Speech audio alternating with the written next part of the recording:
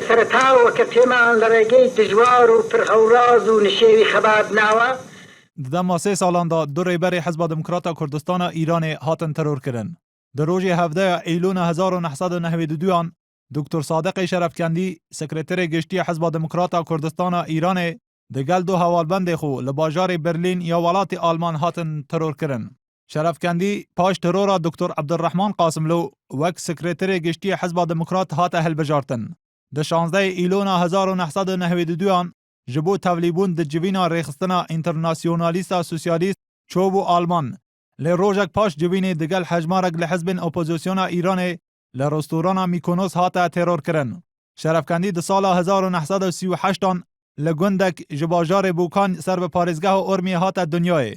دکترای شیمی لزانینگاه سوربونا پاریس ورگرد و پاشانجی لباجار تهران بو ماموستای زانینگاه.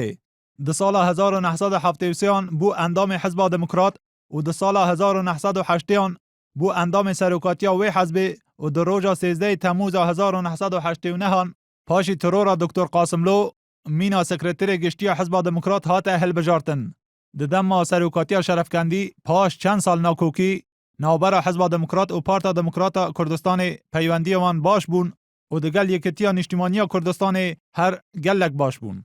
بنیرینا هندک جه آلیگرن حزب دموکرات شرفکندی کاری بو جی دکتر قاسملو بگره و هندک جه برپرسین اپوزیسیون ایرانی سبب ترور شرفکندی بووی دگرینن کنابر شیاب و پنگاون باش جبو نزگبونا حزب لدجی حکومت ایران باویجه.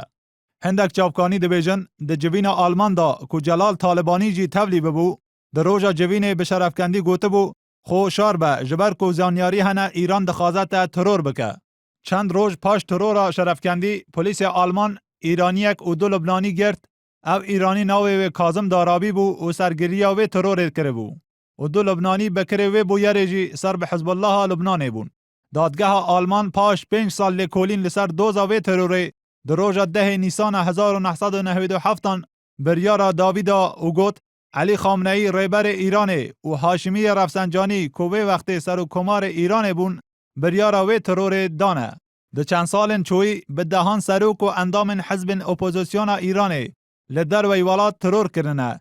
لیبلی پاش بریارا دادگاه آلمان لسر ترور شرفکندی ادی ترور دجمن حکومت ایران جی راوستی آیا.